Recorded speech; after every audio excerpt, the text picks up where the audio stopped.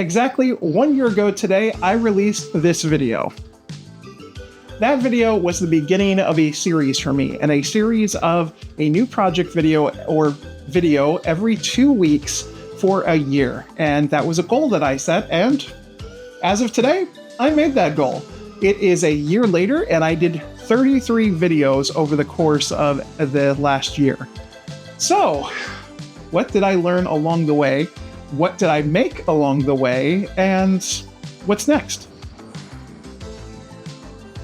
So, what did I learn along the way? Well, that is a loaded question, so I'm going to go ahead and break it out to 5 things. Number 1, being organized and having a plan. This is something that I have always struggled with. ADHD, like every other maker in the world, I do not plan well. When I first got married, my wife was definitely a planner.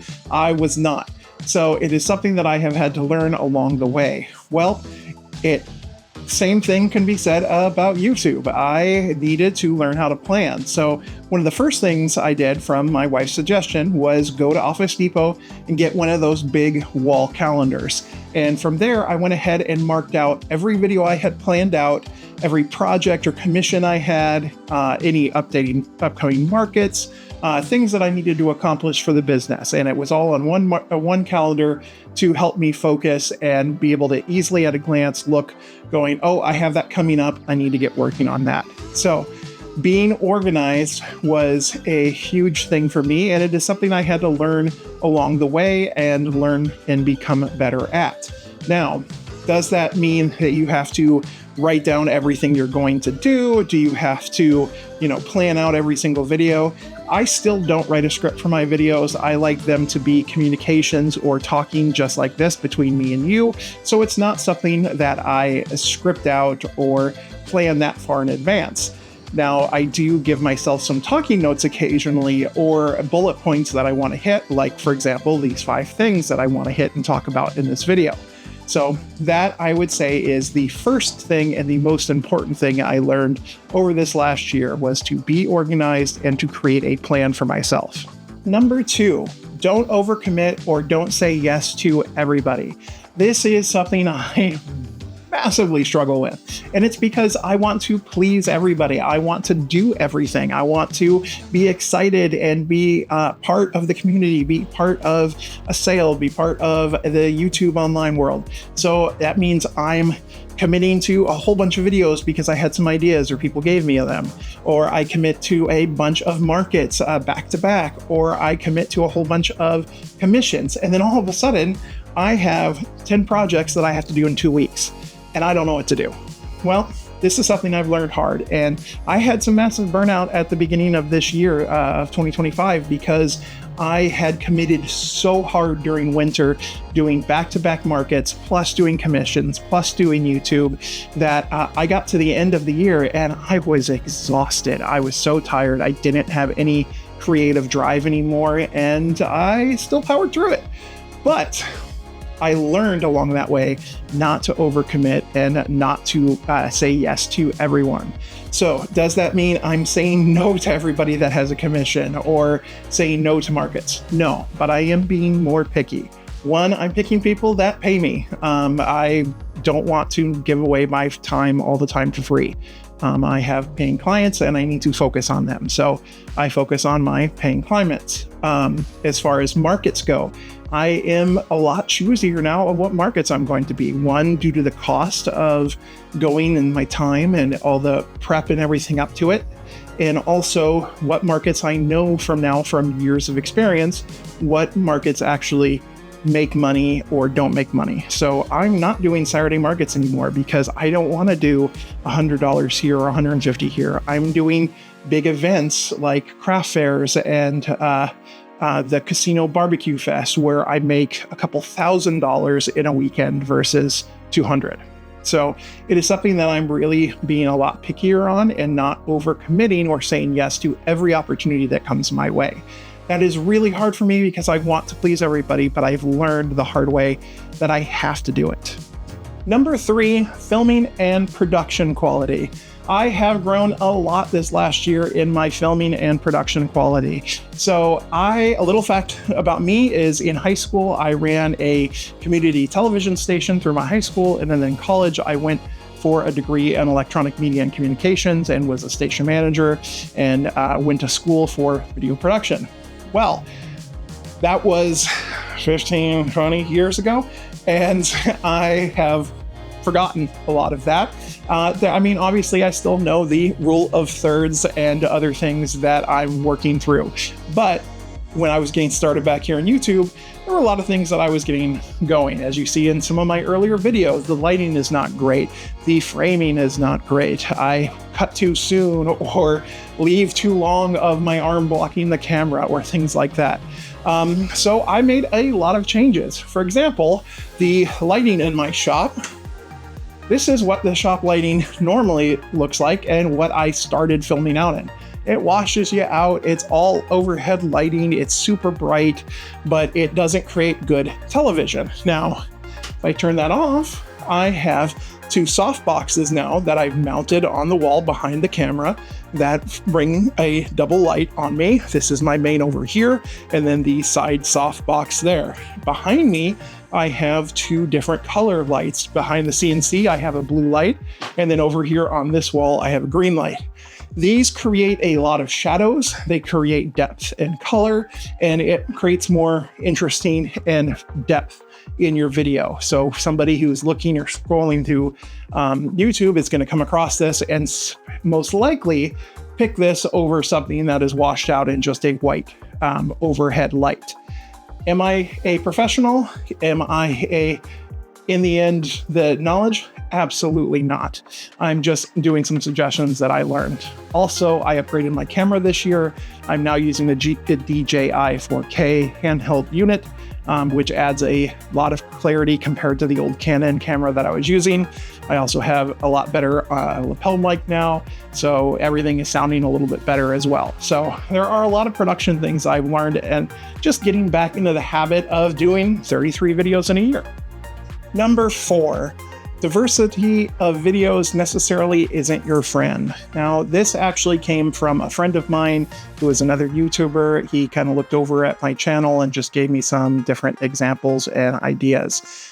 Some things that I have learned from him are that I don't necessarily need to make a video about every different little project or tons of different things, because my market, or the people that I'm trying to get to watch my videos, hopefully you, are interested in the projects that I'm doing, but specifically around a topic. So for me, that's learning your CNC and creating projects that you can sell at craft fairs easily and for a high profit value.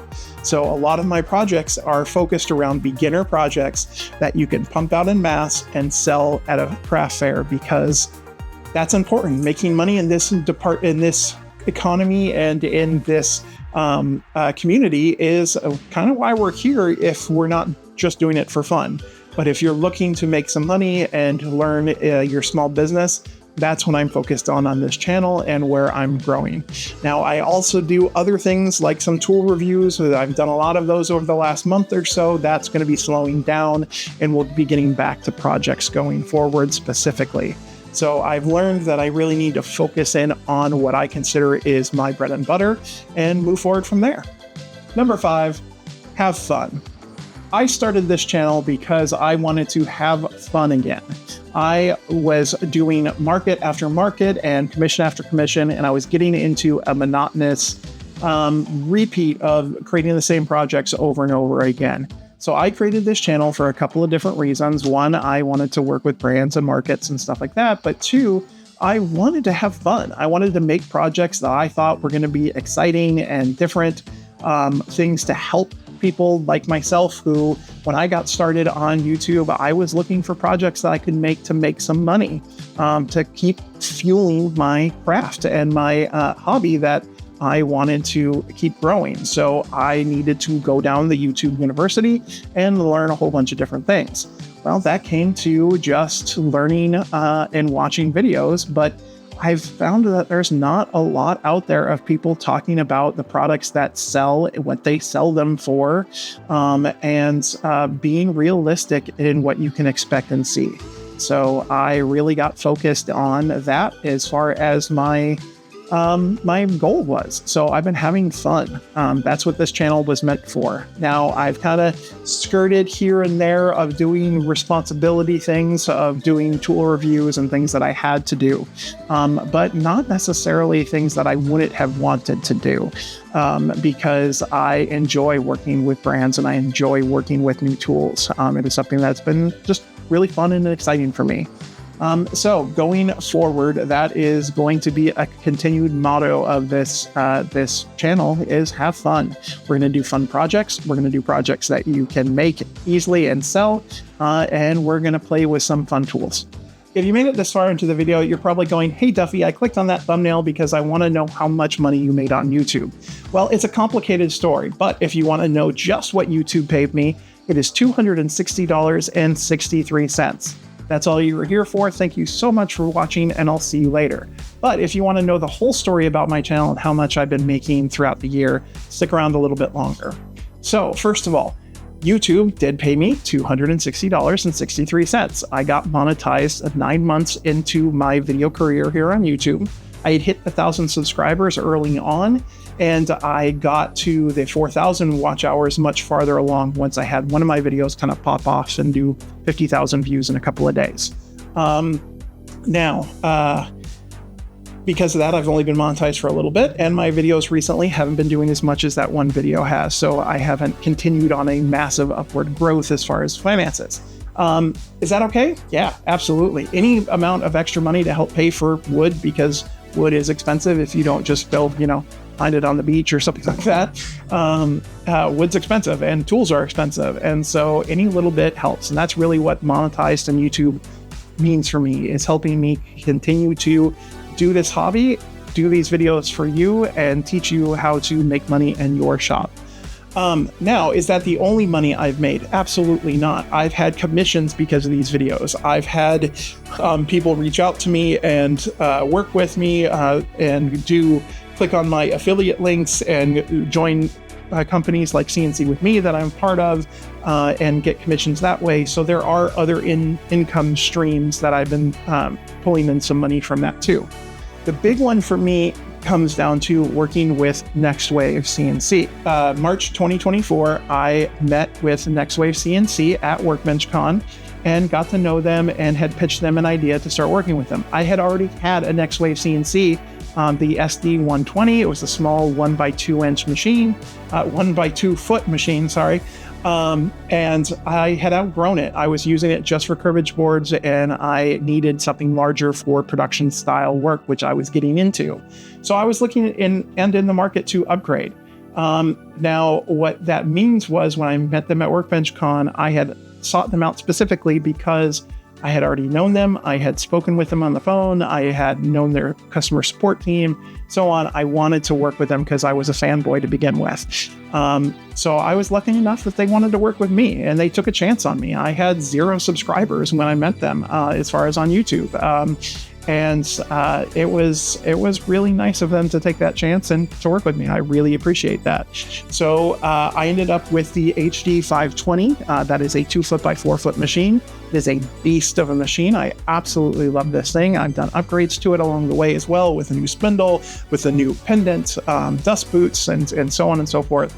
It is just a phenomenal machine. And it is a production machine. I use this machine 4 to 5 hours every single day. It is constantly running. That's why my shop is constantly a mess, because I am running constantly with it and making product. So does that mean I made money with it? Absolutely. I made money with it because I was able to grow so much more than I would have been with that original smaller machine. And that was because NextWave did take a chance on me, and also that I committed to them that I was going to do this channel and that I was going to move forward with it. Now, what does that mean going forward? Does that mean I'm done working with them, or does that mean I'm not going to promote their products anymore or showcase the CNC? Absolutely not. I'm a huge Next Wave supporter. If you know me, I'm a big fan of them. They've become really good friends with me. I talk to them on the phone. We text, call, chat. Like I really love these guys. They're good friends. I'm so thankful of the trust and the things that they've done to work with me. And if you guys are watching this, thank you so much for everything you've done for me. I really appreciate it. I'm going to continue working with them and continue promoting their products.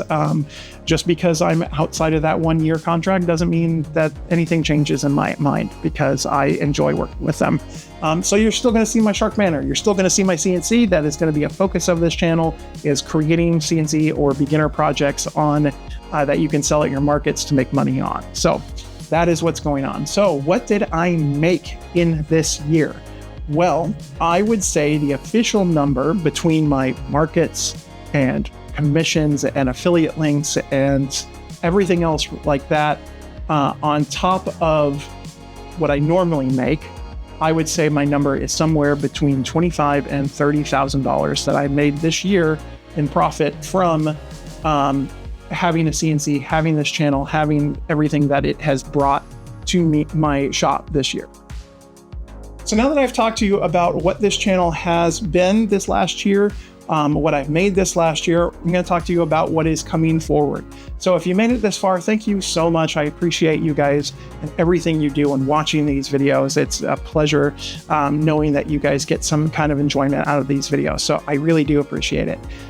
So what does that mean for Duffey Woodcraft going forward? For the immediate future, I am taking a break for the month of June, so you're just not going to see any videos from me in the month of June. My Instagram will still be going, and you can see behind the scenes videos and things like that. But as far as YouTube videos, I'm taking the month of June off. After that, project videos are going to come out every 2 weeks, just like normal. Again, I just want to get a buffer of some extra projects in the books ready to go for you guys again, so that the production quality kind of gets a little bit better again, and that I'm not rushing to get videos done in that 2-week time. So June will be off. July we'll be back with more videos. I appreciate each and every one of you. You have been so great to watch these videos and be part of my community. I also, by the way, have just started a new podcast. It is called What You Makin'. It is going to be on all of your podcast things. Myself and Alex Adams have released this podcast. He's the co-host of it as well.